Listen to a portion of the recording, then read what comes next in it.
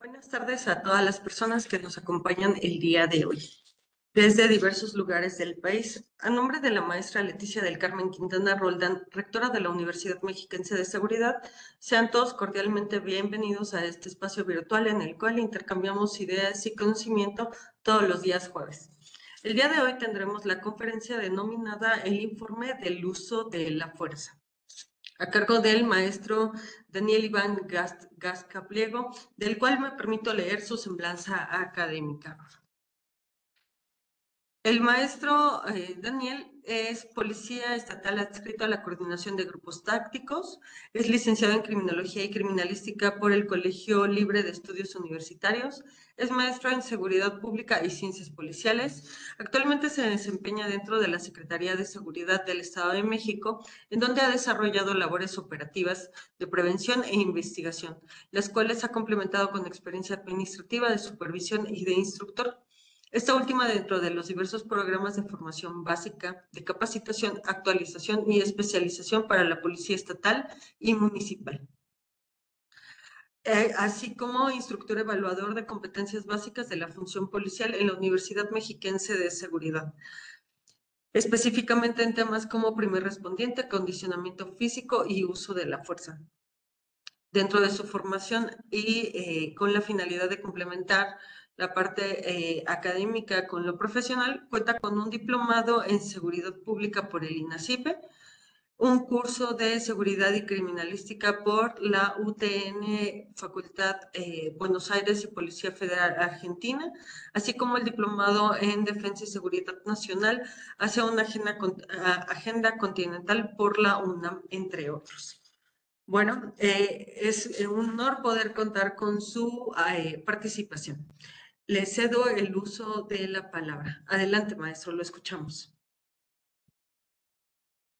¿Qué tal? Buenas tardes. Antes que nada, un agradecimiento a todas las autoridades aquí de la Universidad Mexiquense de Seguridad por permitirnos compartir un poco del conocimiento que a lo largo de la experiencia profesional y académica, pues bueno, hemos conjuntado, ¿no? Esto, digamos, lo he mencionado en otras ocasiones, parte de este conocimiento, pues es producto del compartir experiencias con compañeros en la operatividad, en las aulas, tanto del ámbito municipal como estatal, que creo que es una de las oportunidades importantes para complementar y fortalecer la función policial, esa parte de la coordinación que va desde todos los ámbitos.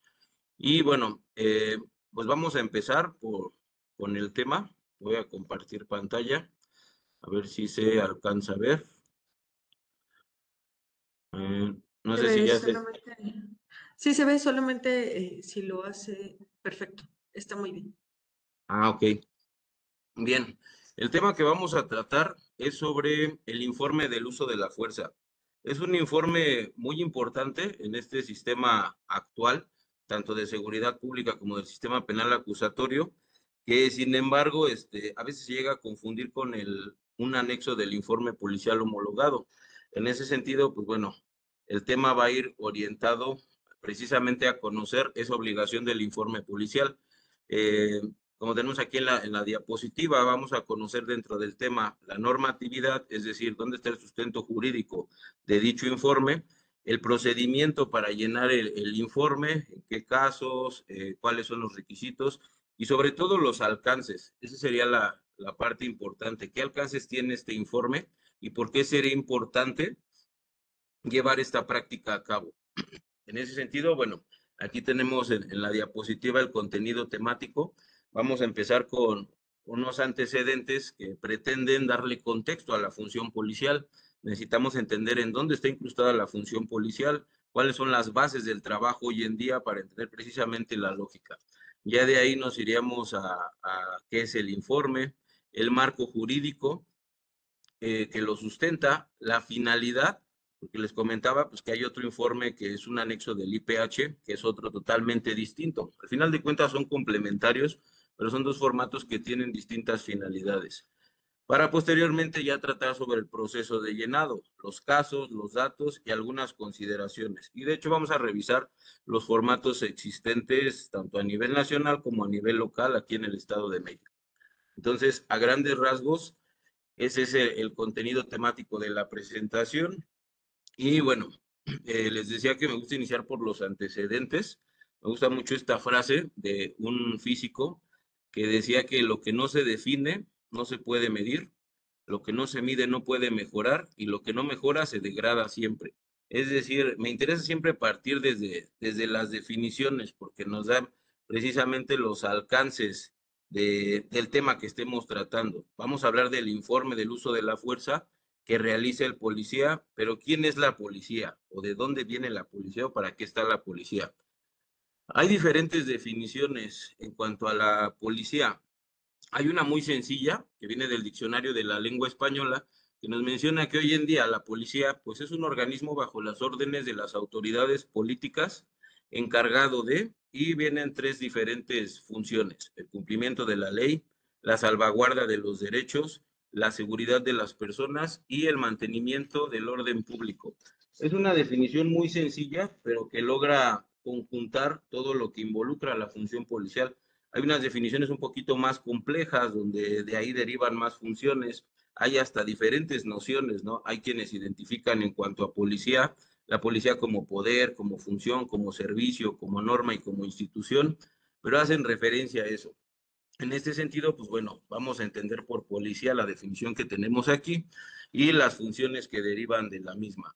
Entonces, es una definición que también se llega a considerar como una fuerza de seguridad del Estado, obviamente dentro del ámbito que le corresponde, la seguridad pública y la seguridad ciudadana, que son los modelos de seguridad en donde actualmente nos encontramos, en esa transición de un modelo y hacia otro, porque digamos que en la práctica contamos con elementos de ambos esquemas. Y también hay una definición a nivel internacional que pues lo nombra como un funcionario encargado de hacer cumplir la ley. Es decir, la policía entre sus finalidades es esa, independientemente del área, de la especialización, de las funciones administrativas, operativas, etcétera, todos tienen en común eso, se encargan de hacer cumplir la ley en sus diferentes ámbitos de competencia. Es una definición que proviene desde las Naciones Unidas en un código de conducta, pero que logra, digamos, incorporar todas las diferentes tipos de policía que existen en el mundo. Y bueno, ¿cuáles son los antecedentes? Ya definimos qué es la policía, ese órgano bajo las órdenes de las autoridades políticas, del Poder Ejecutivo. Ahora vamos a ver en dónde incrusta su trabajo o la lógica de su actuación. Primero, como antecedentes, tenemos la reforma al sistema de justicia penal y seguridad pública. Es una reforma que se llevó a cabo en el 2008 y que empezó a operar en el 2016. Su nombre completo, pues es ese, Reforma al Sistema de Justicia Penal y Seguridad Pública. De repente se llega a tratar como que nada más es una reforma al sistema de justicia penal, donde solamente vemos la cuestión de los juicios orales, pero también en temas de seguridad pública hay una serie de compromisos, de directrices y obligaciones que surgen a partir de la reforma y que cada estado, cada entidad lo ha llevado con sus condiciones. Entonces, ¿qué es lo importante de esta reforma? Que esta reforma exige dentro de la actuación policial profesionalismo, pero ese profesionalismo debe estar sustentado por lo menos en tres etapas. La primera etapa de la actuación policial, pues podemos mencionar, es el hacer las cosas en la práctica, el que el policía lleve a cabo su detención, su entrevista, su inspección, todos los procedimientos prácticos. Ese, digamos, debe de ser un punto que debe de cubrir el policía. Digamos que es la primera fase de la actuación policial.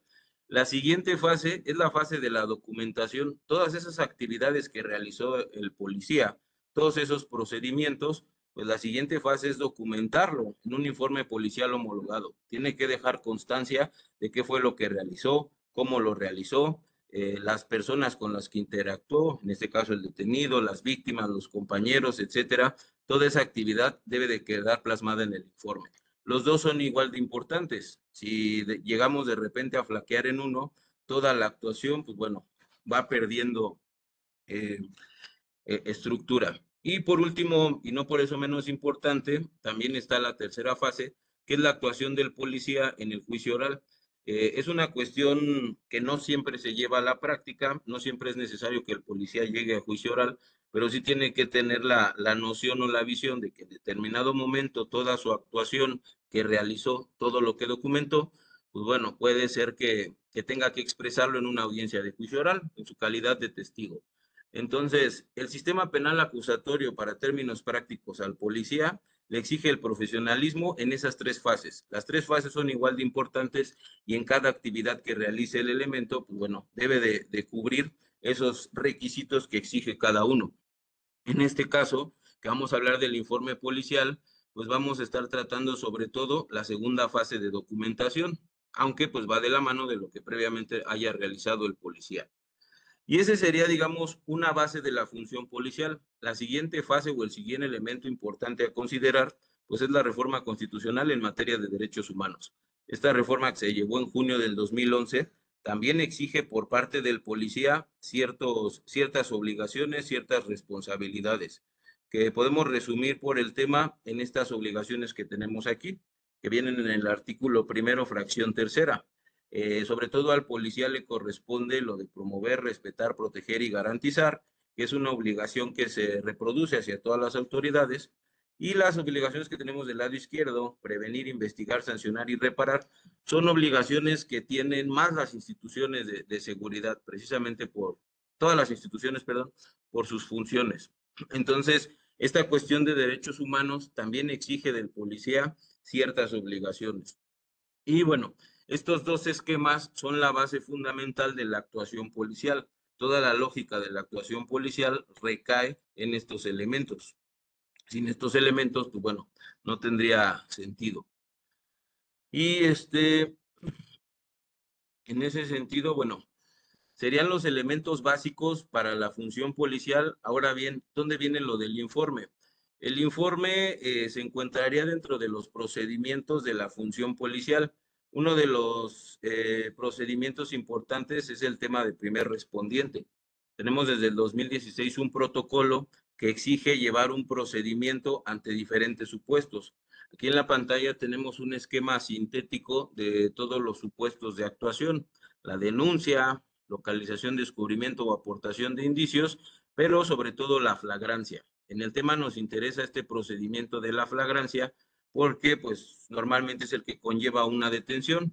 Y ya dentro de la flagrancia y la detención hay una serie de procedimientos. Primero, evaluar las circunstancias de los hechos.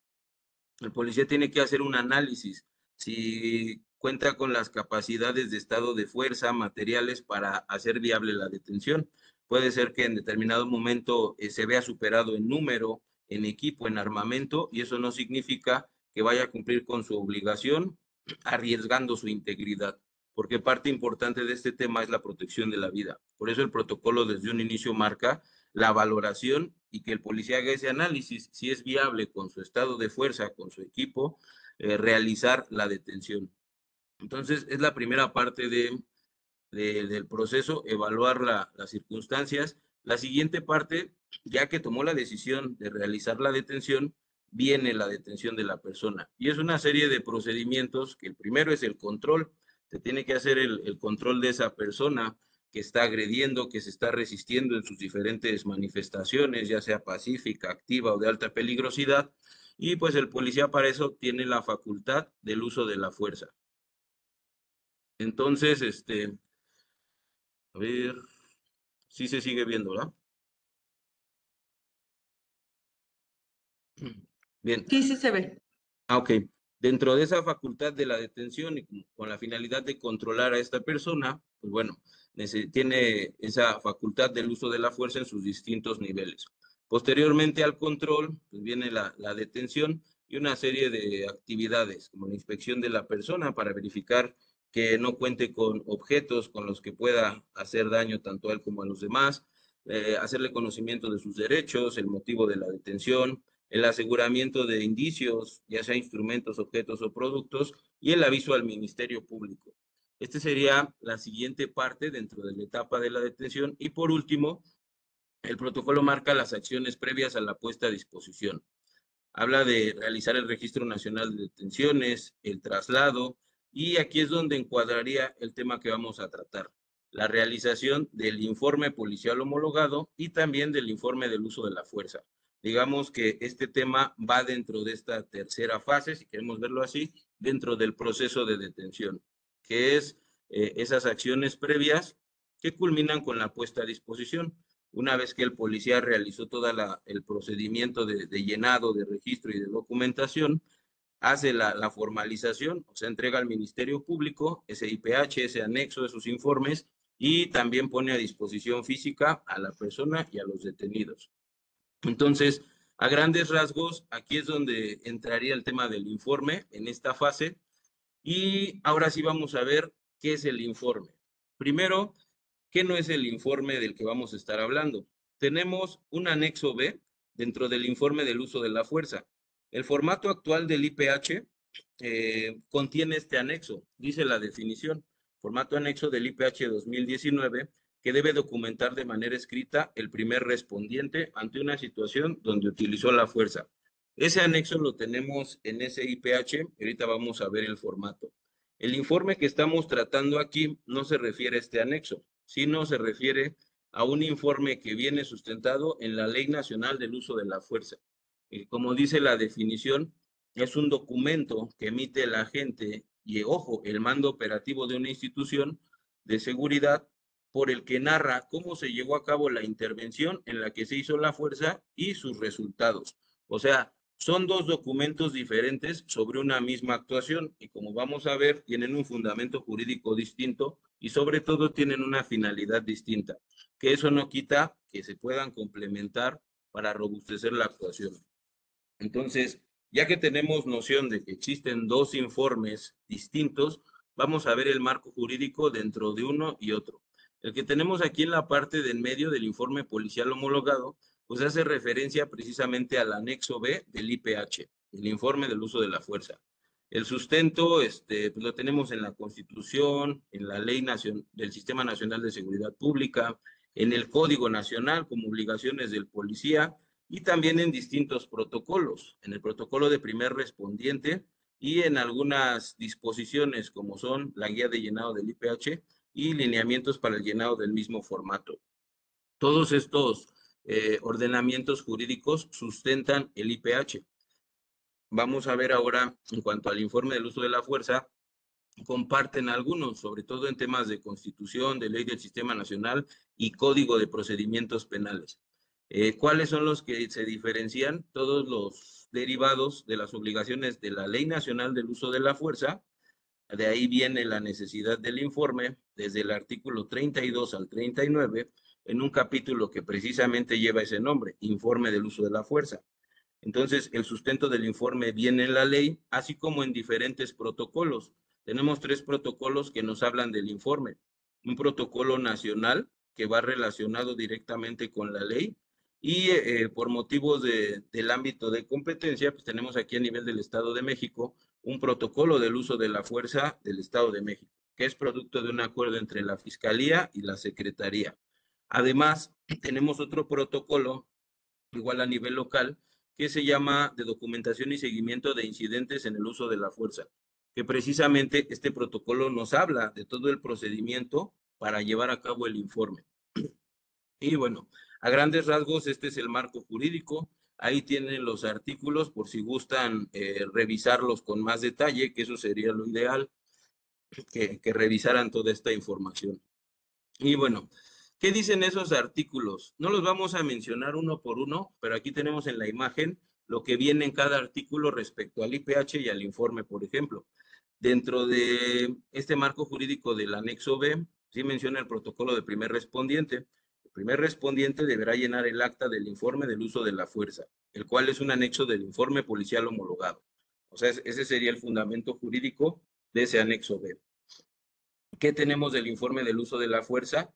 Igual, tenemos disposiciones generales, son esos artículos que veíamos en 2 diapositivas previas, pero también tenemos disposiciones específicas. Estas las encontramos en la Ley Nacional del Uso de la Fuerza a partir del artículo 32 al 39. Nos habla del informe, sus características, algo importante, un programa de evaluación anual, informes públicos, registro audiovisual de las actuaciones, mecanismos tecnológicos de vigilancia, y hasta la protección de datos personales. Todo eso abarca ese capítulo del informe. El protocolo nacional y el protocolo estatal, pues como son los documentos que le dan el procedimiento a las obligaciones derivadas de la ley, hablan ya específicamente cómo llevar a cabo el procedimiento y en qué fase. Por ejemplo, en cuanto al protocolo nacional, pues viene la realización del informe dentro del apartado descripción del procedimiento, acciones posteriores al uso de la fuerza. Y hay una fracción específica que habla informe del uso de la fuerza y cuáles son las consideraciones para llevar a cabo ese informe. El mismo sentido lo tendría el protocolo estatal, en ese mismo apartado, en esa misma fase. Y por último tenemos el protocolo de documentación y seguimiento de aquí del Estado de México. En ese específicamente nos habla de todo el proceso para llevar a cabo el informe, los participantes, etcétera. Y bueno, vamos a ver de manera rápida lo del IPH, para ver qué es un formato y cuál es su finalidad. ¿El IPH para qué está? Pues bueno, primero es un informe que realiza el policía, que resume un evento o un hallazgo en una actuación policial. Es una obligación que tenemos desde, por lo menos desde el protocolo del primer respondiente en adelante, ya con el formato. Y pues dice aquí, es un informe que contiene la información destinada a la consulta y análisis por parte de los miembros autorizados del Sistema Nacional de Seguridad Pública. Es decir, cada que un elemento policial realice un informe policial homologado, pues debe ser canalizado el informe a una base de datos. O sea, en un primer momento sirve para sustentar su actuación, pero todo ese conjunto de informes va a parar a una base de datos a nivel nacional dentro de Plataforma México, donde precisamente esa base de datos puede servir para fines de análisis, de investigación, estadísticos, de consulta, etcétera. Esa es la finalidad del IPH. Dice aquí, es un instrumento para recabar información sobre la actuación policial y comunicársela a las autoridades respondientes. O sea, en un primer momento el policía realiza el IPH y se lo canaliza al Ministerio Público. En la Ley General, en el artículo 43, tenemos los requisitos de ese IPH. Los tenemos aquí en la pantalla. Y bueno, actualmente utilizamos el formato 2019, pero desde que empezó con más fuerza esta obligación, hemos transitado a través de 4 formatos. Este primer formato que tenemos del lado izquierdo es el formato del 2016. Si recuerdan este formato, pues era un formato que en total eran alrededor de 22 páginas. La base eran 8 secciones. Y pues bueno, estos protocolos se han ido actualizando precisamente para irle facilitando la actuación al policía. El siguiente año, digamos, con la puesta en práctica, van saliendo algunas cuestiones que es necesario actualizar o modificar, y pues eso llevó a que se modificara el formato de IPH. Tenemos del siguiente año, y año con año hemos transitado por un IPH distinto. Actualmente, pues se trabaja con el IPH 2019, que es este formato que tenemos aquí. Es un formato muy sencillo, muy simplificado, que a diferencia de los anteriores, sobre todo estos dos, en esto se repetía la información una y otra vez. Entonces, de repente era un procedimiento engorroso, estar llenando formato tras formato y la misma información. Y el tema con esto es que debe de ser un informe que de manera práctica logre integrar toda la actuación policial sin necesidad de estar repitiendo información. Por eso el formato que más fácil o más efectiva ha sido para llevar a cabo la función, pues es el del 2019. Y este formato del 2019 se compone de 5 secciones y 7 anexos. Dentro del anexo, podemos ver aquí que en el anexo B se encuentra el informe del uso de la fuerza. Entonces, este es el informe producto del IPH. Y bueno, actualmente igual hemos tenido 2 informes. El primer informe al respecto lo tenía el IPH 2016 y era igual un anexo compuesto de una página nada más, que es la que tenemos en la pantalla. Es un informe o un anexo sencillo donde podemos llenar a grandes rasgos de manera sintética la actuación policial en el uso de la fuerza.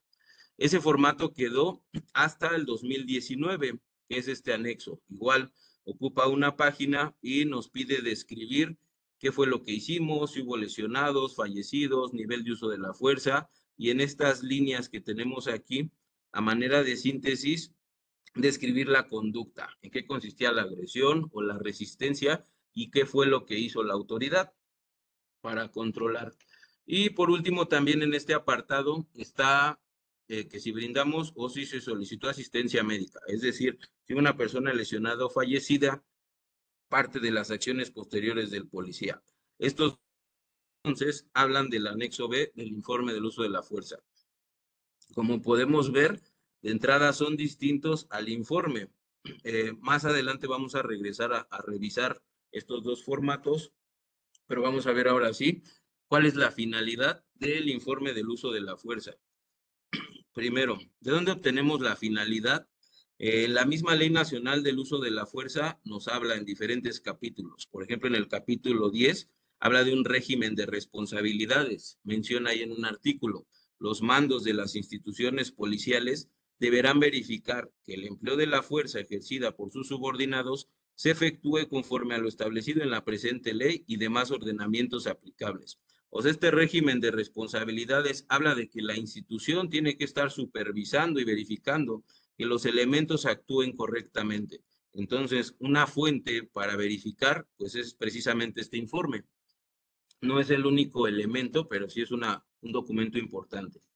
Aparte, en otro capítulo, que sería el de capacitación y profesionalización, me refiere, la capacitación que reciban los agentes considerará los estándares nacionales e internacionales en la materia.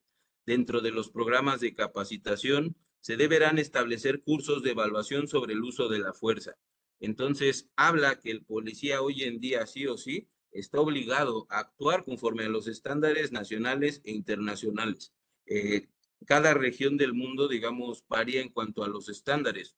Hay regiones, por ejemplo, en Europa que sí tienen estándares en cuanto al uso de la fuerza y hay instituciones donde también tienen hasta mecanismos de supervisión del uso de la fuerza, son porque han logrado consolidar estos temas. Entonces, esta finalidad del informe va en ese sentido. El informe, al final de cuentas, es una fuente de información importante para tener elementos y evaluar la actuación de los policías. Y pues bueno, eso va en el sentido también de retroalimentar la capacitación.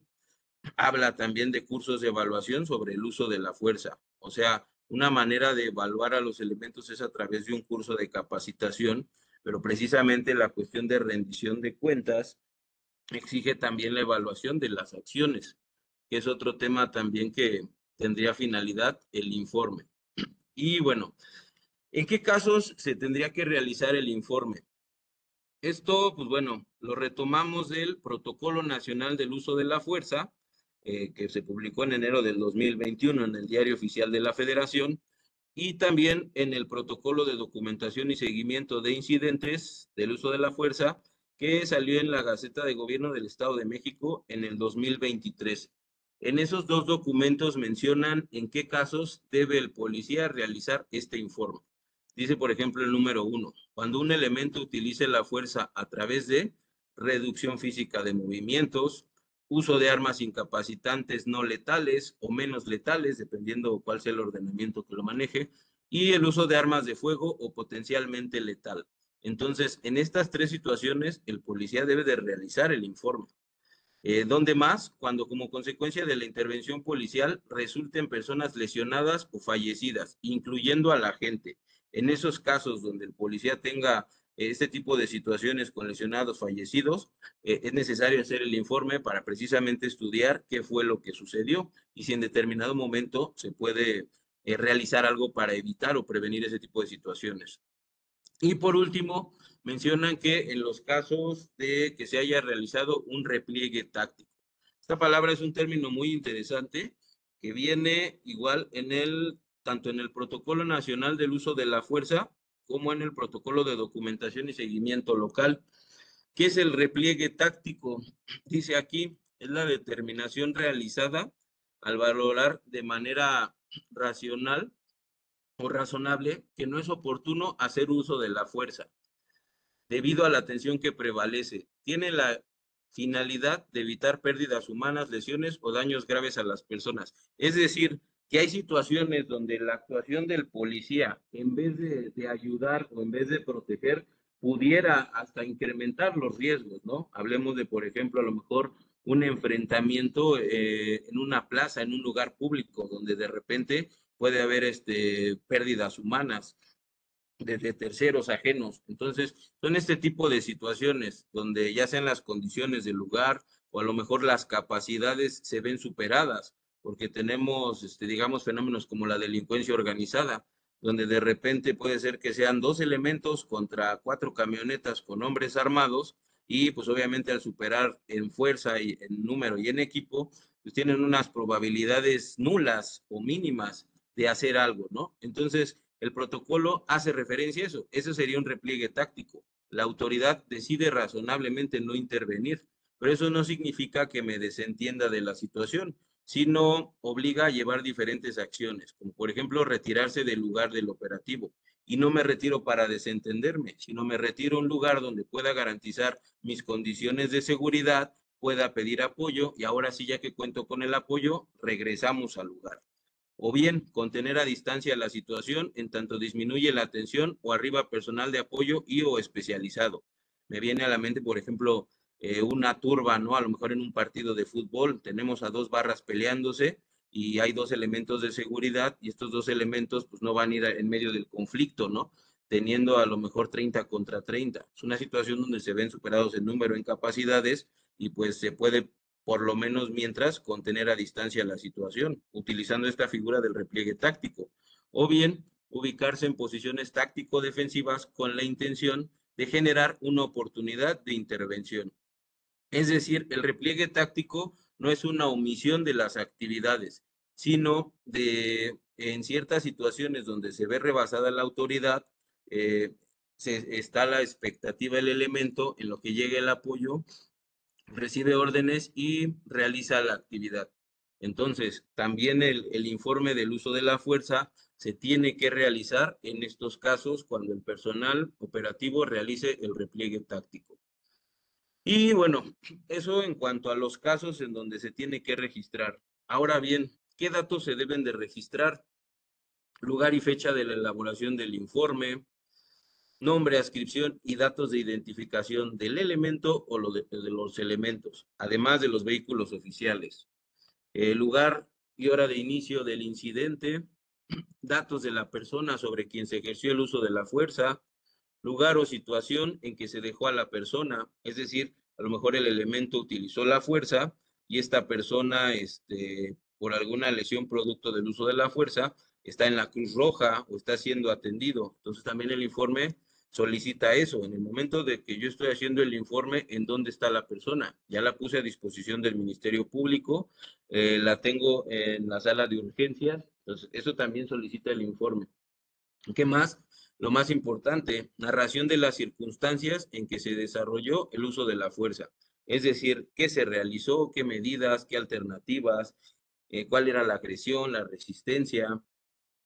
Y bueno, en el caso de haber utilizado armas letales, por ejemplo, el arma de fuego, detallar las razones que se tuvieron para hacer uso del arma, identificar dentro de lo posible la cantidad de disparos, especificar el tipo de lesiones, en este caso cuando son lesiones que podemos apreciar de manera externa, y obviamente después de la actuación viene una valoración por parte de los servicios de emergencia, que ellos también a través de su valoración nos complementan esta información.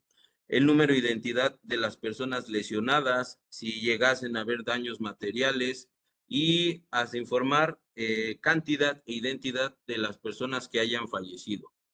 Además, en el informe solicitan registrar las acciones posteriores al incidente.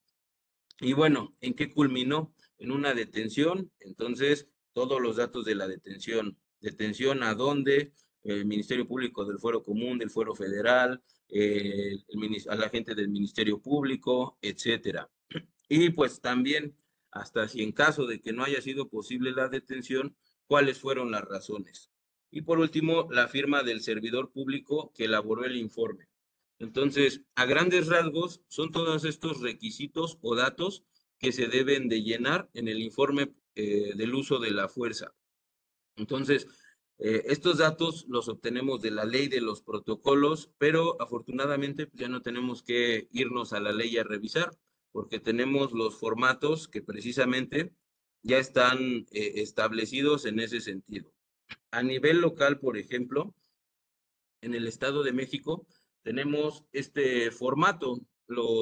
El formato viene en el protocolo de documentación y seguimiento de incidentes del uso de la fuerza. Es un formato de 3 páginas que, bueno, en estas 3 páginas vienen todos los requisitos que vimos en la diapositiva anterior, los nombres, lugar, la fecha, el agente o los agentes, la situación, qué fue lo que se realizó, etcétera. Parte por parte viene en este informe. Y pues aquí tiene que documentarlo el policía que utilizó la fuerza y al final pues viene su nombre y firma. Ese sería entonces el formato del informe a nivel local. Y tenemos también un formato a nivel federal, que es el formato que viene en el protocolo nacional. Son estas 2 páginas que tenemos aquí. Los mismos datos que nos solicitaban allá vienen ordenados aquí de otra manera. Al final de cuentas, para cumplir con la obligación, por ejemplo, aquí en el Estado de México se podría utilizar cualquiera de los 2 formatos. En otros estados de la República, donde no tenemos un protocolo local al respecto, pues tenemos ahí a disposición este formato que, repito, viene en el Protocolo Nacional del Uso de la Fuerza. E igual, a nuestro favor, pues tenemos que los formatos ya están prediseñados y únicamente hay que vaciar la información. Aunque aquí, pues obviamente, pues es un trabajo muy interesante y muy importante, donde pues vamos a documentar paso por paso qué fue lo que se realizó. Y bueno, esos serían entonces los 2 formatos que se tienen hasta la fecha en cuanto al informe del uso de la fuerza. Vamos a ver cómo es este proceso de llenado. En todos los protocolos, pero sobre todo aquí en el Estado de México, tenemos ese protocolo de documentación y seguimiento de incidentes de uso de la fuerza, nos habla precisamente de este procedimiento. Y al inicio del protocolo tiene un apartado que dice, rol de los participantes. Identifica 3 roles principales. El primer respondiente que utiliza la fuerza, personal primer respondiente de apoyo y superior jerárquico inmediato. ¿Quién es el primer perfil? Pues bueno, es el primer respondiente quien durante sus funciones se ve implicado en algún supuesto y por lo tanto utiliza la fuerza, adquiriendo la categoría de primer respondiente. Y dice aquí mismo que actuará conforme al procedimiento e informará y mantendrá contacto con el superior jerárquico. O sea, es este elemento de seguridad pública que en su intervención utiliza la fuerza y tiene la obligación de llenar el informe. Otro rol que se encuentra aquí, bueno, dice que en un primer momento este elemento tiene que comunicarse con su superior jerárquico. ¿Qué hace el superior jerárquico? ¿Qué tiene que hacer? Dice, aquel que por sus atribuciones tenga bajo su cadena de mando al elemento que se ve involucrado en el incidente. Y ojo, dice aquí, tiene que constituirse en el lugar del hecho o en la fiscalía, según sea el caso, para dar seguimiento a la actuación del integrante que utilizó la fuerza, así como coordinar las acciones e informar tanto a sus superiores como a las unidades que por sus atribuciones tengan injerencia en el mismo. O sea, esta parte del protocolo es muy importante porque de entrada pretende brindar un respaldo institucional al elemento. Y en esos casos donde se utilice la fuerza, pues no se quede el elemento solo con las responsabilidades de hacer la preservación, las entrevistas, los procedimientos, y luego todavía hay que ir al MP, hacer la apuesta, certificar el informe, etcétera. Este protocolo lo que pretende es corresponsabilizar a diferentes elementos, por eso habla de que el elemento que utiliza la fuerza le informa al mando y el mando, a través de su liderazgo, ocupa a otro personal, que es el personal primer respondiente de apoyo. Es decir, el superior jerárquico se constituye en el lugar y empieza a solicitar personal para coordinarse. ¿Qué va a coordinar? Pues si hay fallecidos, por ejemplo, que venga un personal para hacer la preservación del lugar. Si es necesario, a lo mejor la persona resultó lesionada, coordinar personal para que se vaya como custodia mientras esta persona va a llevar esa atención. Entonces, todas esas actividades serían propias del personal primer respondiente de apoyo, que está ahí. ¿Por qué? Porque el superior jerárquico coordina y delega esas funciones. ¿Para qué es todo este trabajo? Para que el primer respondiente que utilizó la fuerza, para empezar, se le disminuya la presión de todas estas responsabilidades y se dedique específicamente a hacer su puesta a disposición. Entonces, en este trabajo de coordinación intrainstitucional, pues el elemento tendría que llegar al MP estando seguro de que hay alguien que está preservando, hay alguien que está entrevistando, hay alguien que está custodiando. Entonces se tiene que concentrar específicamente a llenar el informe. Obviamente a llenar el IPH el informe y a llevar este procedimiento de manera pues más práctica. Y esto, les decía, viene en ese protocolo de documentación y seguimiento. Entonces, es un protocolo importante porque, les reitero, pretende brindar respaldo institucional al elemento en estas actuaciones. Y bueno, por último, ¿cuáles son las consideraciones para redactar el informe? Eh, Son similares a las del IPH. Debe de ser redactado de manera clara, sintética, cronológica. eh, y aquí, pues bueno, nos pide, por ejemplo, veracidad, es decir, como ya vimos en los requisitos y en los formatos, nos pide detalladamente cada una de las actividades que se realizaron, desde que tuvo conocimiento el personal hasta que utilizó la fuerza y después de utilizar la fuerza, paso por paso. Claridad, también utilizar una descripción que no sea subjetiva, que de repente no sea muy técnica y que cualquier autoridad involucrada en el proceso pueda entender. Llámese Ministerio Público, juez, superior jerárquico, unidades de asuntos internos, etcétera. ¿Qué más? Integridad. Estos formatos también obligan a que se describan los hechos de manera completa. Habíamos visto los formatos del anexo B, que en una sola página pues no se puede llenar lo suficiente de este formato, por eso es necesario el informe. Y objetividad, que digamos solicita de los elementos que realicen el informe detallar y describir todo lo que esté apegado en la realidad, todo lo que haya sucedido, fuera de juicios de valor, de prejuicios, etcétera. Y por último, dentro de las consideraciones menciona, el llenado del informe correspondiente debe realizarse dentro de un plazo razonable inmediato, con posterioridad al momento en que hayan acontecido los hechos que motivaron al uso de la fuerza. Es decir, como ya vimos al inicio en el procedimiento, en el momento de las acciones previas a la puesta a disposición, es un lugar idóneo para hacer el llenado del informe. Entonces, es igual este plazo razonable que solicitan los protocolos y la ley al respecto. Y ya para terminar, ¿qué es lo que se busca con el informe del uso de la fuerza? Podemos ver que hay objetivos o alcances a diferentes plazos. A corto plazo, por ejemplo, que exista un documento donde la intervención de la gente quede registrada de manera pormenorizada. Hay veces donde las intervenciones del policía tienen el, tienen un video de respaldo, un video de C5, un video privado, unas cámaras, pues bueno, es una prueba fehaciente e importante para la actuación policial. Pero ¿qué pasa cuando no hay video? El único elemento o el más importante para justificar o sustentar la actuación, pues sería este informe. Por eso este informe detallado, pues pretende también brindar muchos elementos que robustezcan la actuación del policía. Eso sería a corto plazo, que el policía pueda sustentar su actuación. A mediano plazo, pues este mismo formato, este mismo informe, que sirva como medio en esa misma finalidad para fortalecer la actuación policial. Y obviamente este informe se puede utilizar para investigaciones, o sea, se puede integrar a la carpeta de investigación. Recordemos que el IPH en su primera sección habla anexa documentación complementaria, podríamos tacharle que sí. ¿Cuál es? Pues el informe del uso de la fuerza. Y así como en procedimientos judiciales. Es decir, al ser integrado en la carpeta de investigación, pues es un medio de prueba que posteriormente también puede servir para esos fines. Entonces, esto puede ser en el caso de que en la situación que llevó el policía, pues lleva todo el procedimiento en todas sus etapas. pero también de manera interna puede servir para que las unidades de asuntos internos precisamente valoren o evalúen o supervisen el trabajo de la autoridad.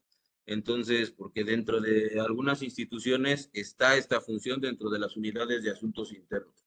Entonces, nos sirve a mediano plazo para eso. Es un documento que se puede utilizar en estas etapas. Y a largo plazo es una cuestión importante. Dice que el informe se concentre en una base de datos donde la institución policial identifique áreas de oportunidad para la capacitación y operatividad respecto al uso de la fuerza.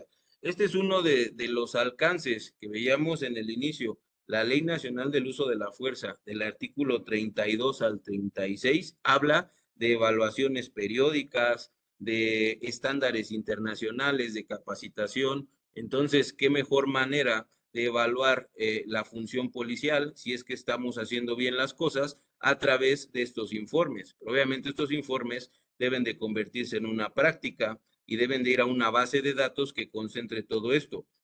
Así, pues ya teniendo la base de datos, el personal que se encuentre puede canalizarlo a un área de análisis. Y ahora a través del estudio de los informes, eso puede servir, por ejemplo, para la capacitación, que de repente se hayan identificado áreas de oportunidad, donde hay situaciones que a lo mejor el policía ha resultado lesionado. Entonces, en este informe se pueden evaluar por qué de tantos casos que tuvimos en cierto periodo, tuvimos tantos elementos fallecidos o lesionados, y a través del análisis puede ser que identifiquemos es algo que nos falta de la capacitación o es algo que nos falta de la operatividad y sea necesario reorientar la capacitación, reformular la capacitación, o igual reorientar la operatividad. O sea, a largo plazo también el informe serviría para esta finalidad y pues esa sería una parte importante.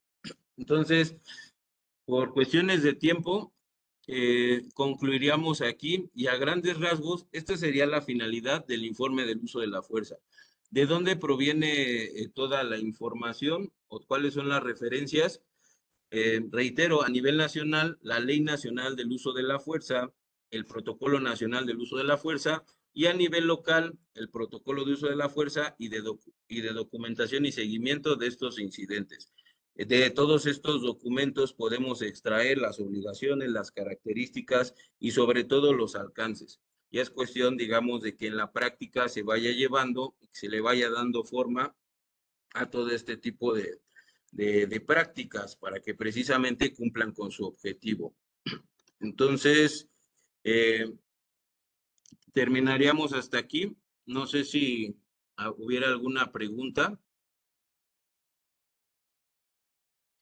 Pues muchas gracias, maestro. La verdad es que este tema es muy interesante.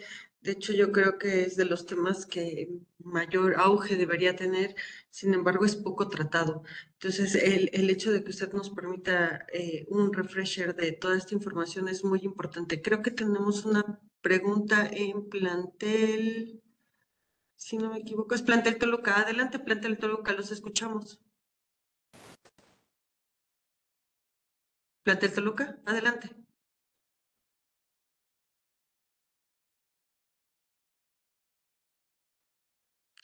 No lo logramos escuchar. Como está silenciado su micrófono. No dice que sí está activado, pero no lo logramos escuchar. A ver.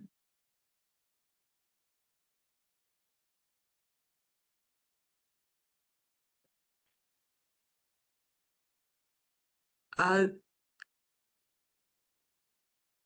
creo que estamos teniendo problemas con el audio de Plantel Toluca. Disculpe, ¿sería tan amable de compartirnos su pregunta en el chat, por favor? Porque no lo logramos escuchar.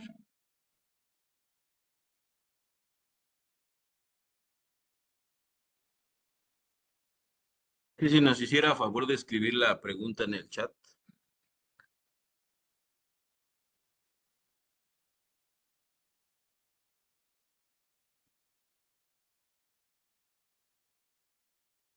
Ya, creo que ya está.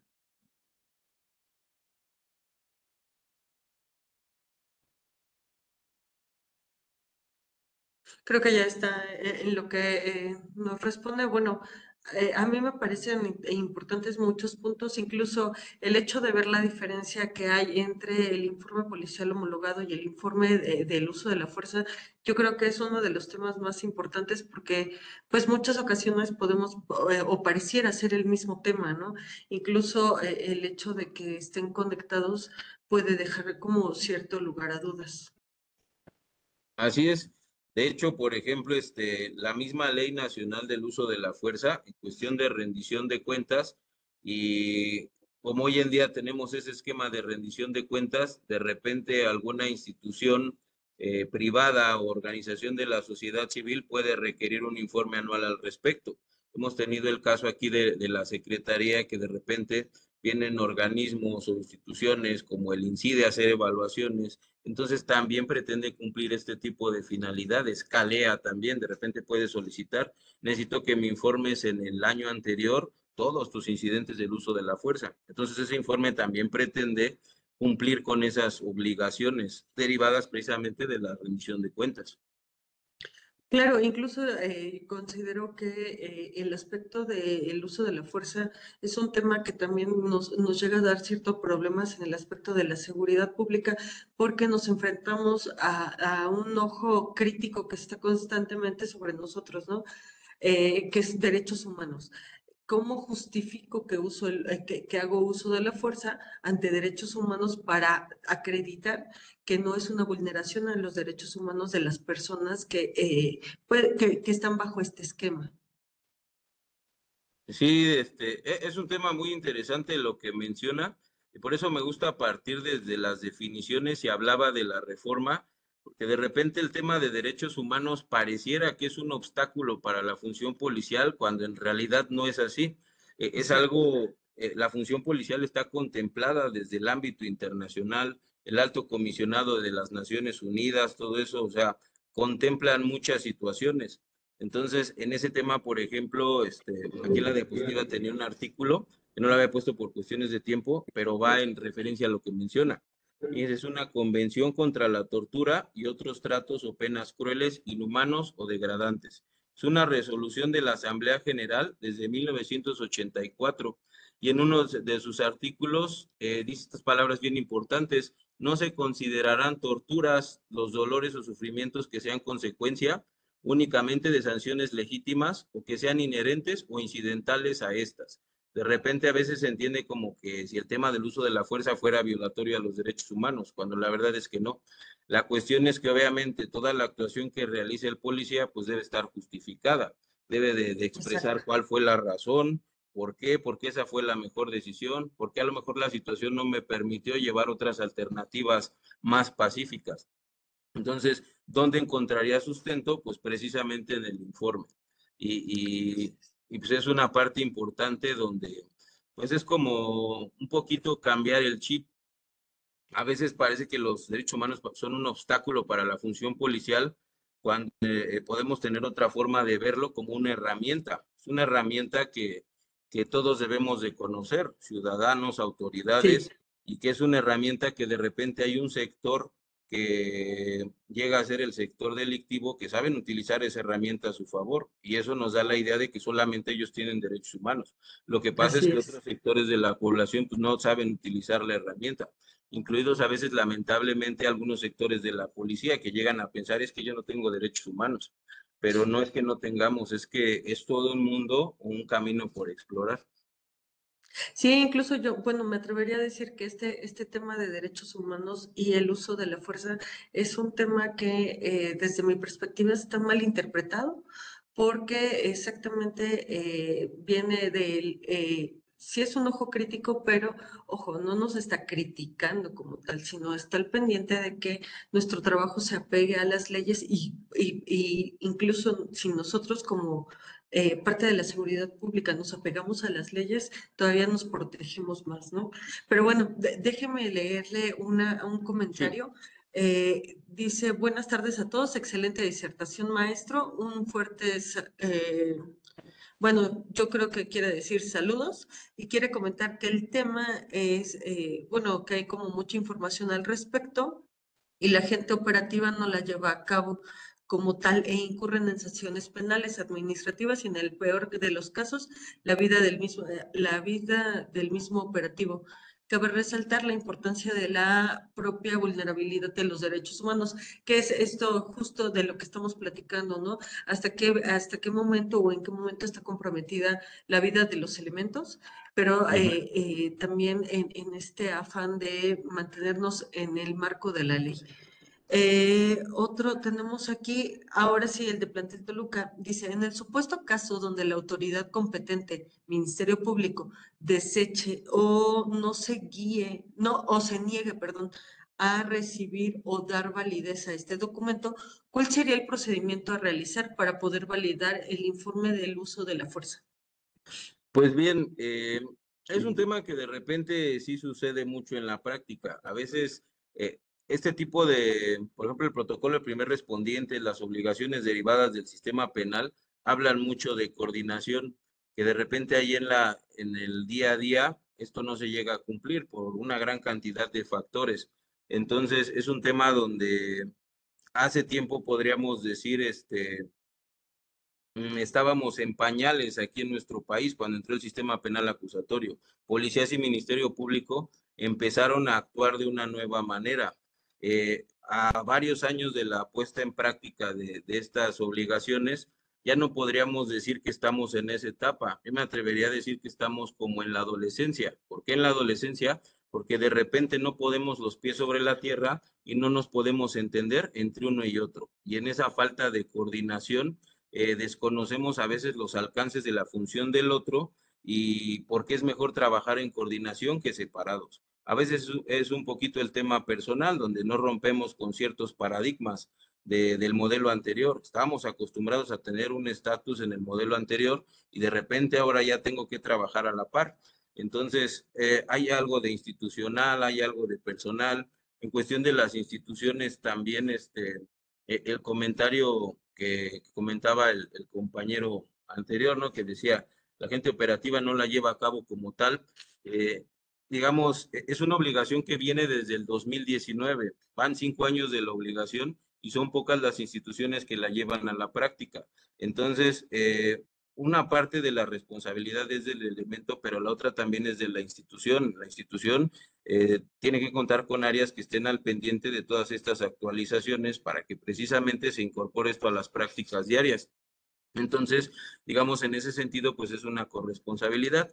Y en el caso de la pregunta concreta de que qué hacer si el Ministerio Público se niega a recibir, pues bueno, hay diferentes instancias. Ahí mismo en el protocolo del primer respondiente, por ejemplo, habla de que cuando el Ministerio Público no te quiere recibir la puesta a disposición, se le informe al mando y el mando se comunica con el superior jerárquico de la Fiscalía y es una manera, un mecanismo que se tiene para que precisamente resolver estos temas. Ese sería, digamos, una opción. La otra también dentro de las fiscalías hay órganos internos de control. Es a lo mejor una medida extrema, pero que puede suceder o se puede llegar a necesitar, pero que no siempre es necesario.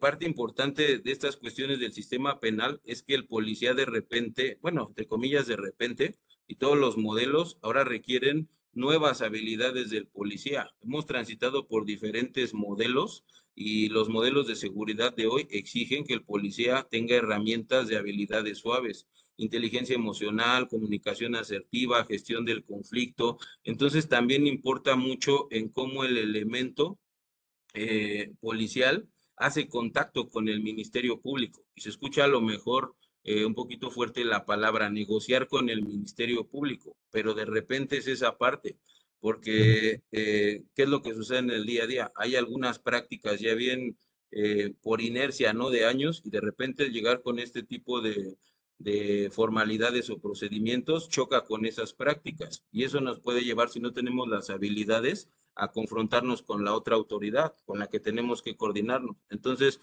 ahí entran mucho este tema de las habilidades blandas, que yo tenga esa comunicación asertiva y que con esta autoridad que se está negando, pues pueda sustentarle bien, porque si tengo que entregarlo y digamos, hacerlo, llegar en común acuerdo, ¿no? Para no llegar al nivel de que a lo mejor el extremo es ese, no me lo quieres recibir, pues bueno, voy a ir a tu órgano interno de control, levanto el teléfono rojo también, porque ha habido elementos policiales que de repente se han visto en la necesidad en una agencia de levantar el teléfono rojo ante una omisión del Ministerio Público. Entonces, en determinado momento, pues también es una medida que se puede utilizar. Pero les digo que al final de cuentas, todos los operadores, llámese Ministerio Público, perito, policía de investigación, policías municipales, estatales, somos personas y hay un momento donde nos podemos entender y precisamente podemos aterrizar que estamos trabajando para el mismo objetivo, ¿no? Entonces yo le iría más a eso, a fortalecer las habilidades de comunicación del policía. Perfecto. Pues muchísimas gracias por todos sus aportes. La verdad es que es un tema muy amplio y creo que abordarlo en una hora es poco fácil, pero agradecemos todos los aportes que nos compartió el día de hoy y esperamos que las personas que estuvieron presentes los puedan utilizar para, en este caso, su bienestar y, por supuesto, para procurar este orden público. Agradecemos a todas las personas que nos acompañaron desde diversos lugares del país. Asimismo, les recordamos que todos los jueves tenemos un espacio abierto para poder compartir temas sobre seguridad pública. A nombre de la maestra Leticia del Carmen Quintana Roldán, rectora de la Universidad Mexiquense de Seguridad, agradecemos a todas las personas que nos acompañaron el día de hoy a esta conferencia. Nos vemos el siguiente jueves. Muchas gracias, maestro. Adiós. Gracias, hasta luego.